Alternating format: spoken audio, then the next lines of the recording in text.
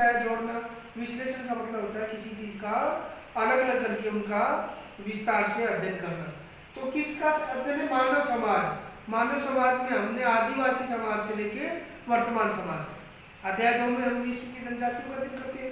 तो मानव समाज और धरातल, धरातल के कई रूप हैं। धरातल जैसे पहाड़ी है, मैदानी है, तालाब है, झील है, समुद्र है, ये सब जो है मानव का उसके धरातल के बीच जो संबंध है वो मानव भूगोल में अध्ययन किया जाता है। ये परिभाषा फ्रेडरिक रेटजेल की है। फ्रेडरिक रेटजेल को आधुनिक भूगोल का या आधुनिक मानव भूगोल का जन्मदाता भी कहा जाता है।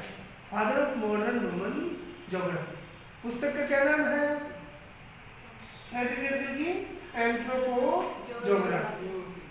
इस प्रकार से जो है हम दूसरी परिभाषा जो कि बहुत महत्वपूर्ण है, और ये रेटजेल की शिष्य है अमेरिकन ज्योग्राफर कुमारी सैम्पुल, ये कहती है कि मानव भूगोल चंचल मानव। इस बात पर ध्यान देना है, चंचल मानव, क्योंकि मानव का स्वभाव कैसा है? चंचल है।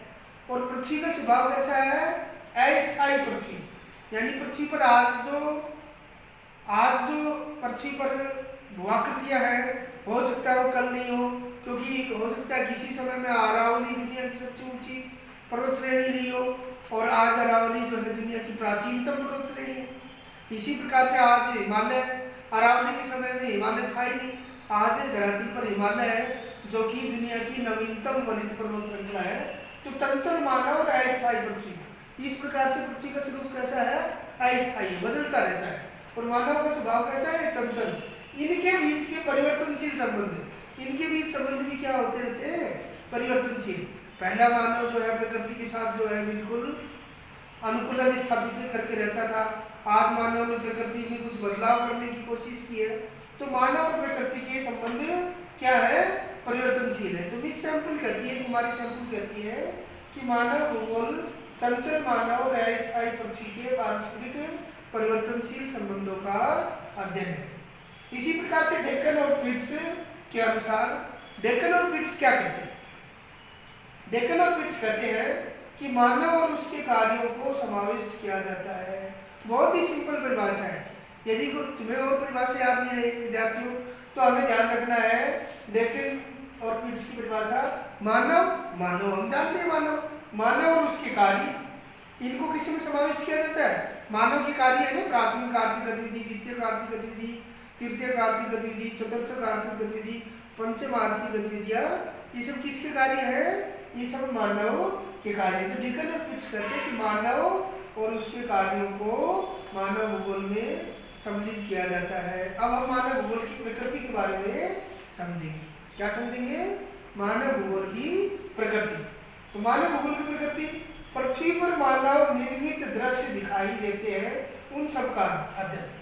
पृथ्वी पर जितने दृश्य हमें दिखाई देते हैं उनमें कुछ तो है प्राकृतिक दृश्य, कुछ है मानव निर्मित, जैसे अपने स्कूल्स हैं, कॉलेज है, हॉस्पिटल है, ये विभिन्न प्रकार की सरकारी गैर सरकारी भवन है, सड़क मार्ग है।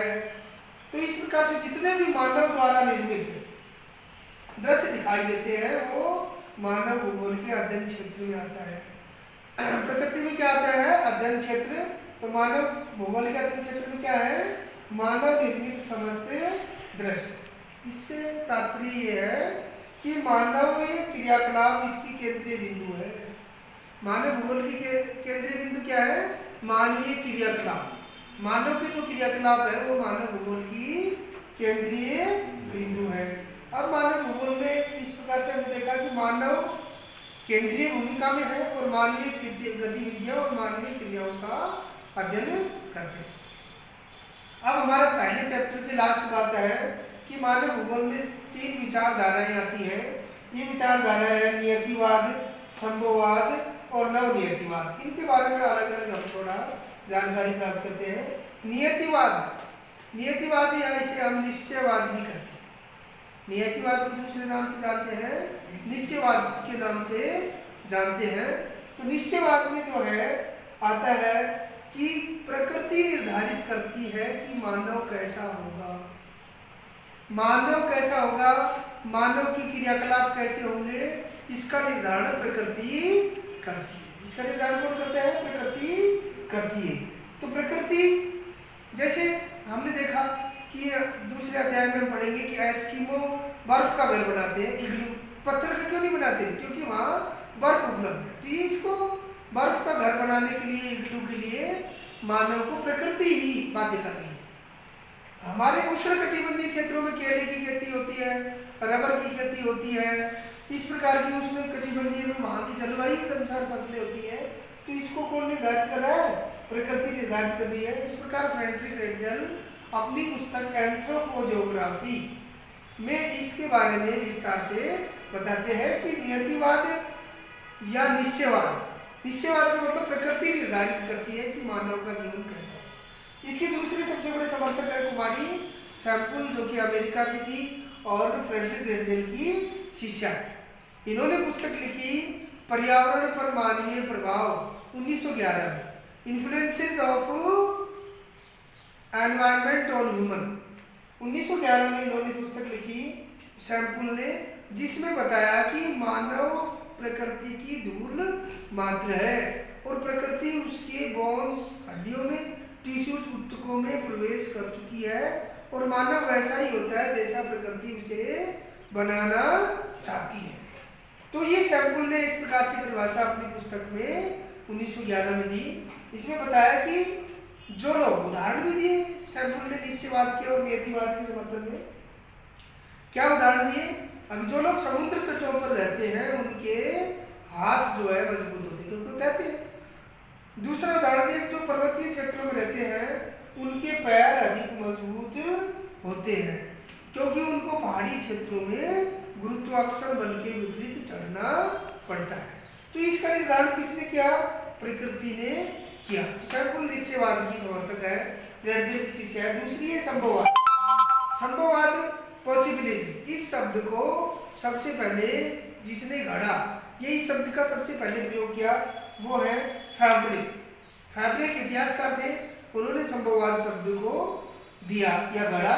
और इसके समर्थक में है ब्लास, विडाल डी लाप्लास और जीन ब्रूस।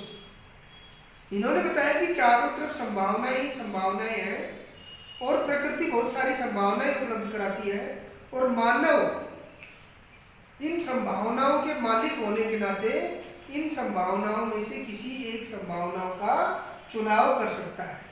यानी संभववाद बताया कि संभव है, मानव कुछ भी संभव कर है। मानव ने जो है अंटार्कटिका में भी अपने जो है रहने के साइंटिफिक उद्देश्य से, वैज्ञानिक उद्देश्य से उन्हें अपने अनुसंधान केंद्र स्थापित कर रखे हैं, अंटार्कटिका में भी कर रखे हैं, उत्तरी ध्रुव पर भी कर रखे हैं।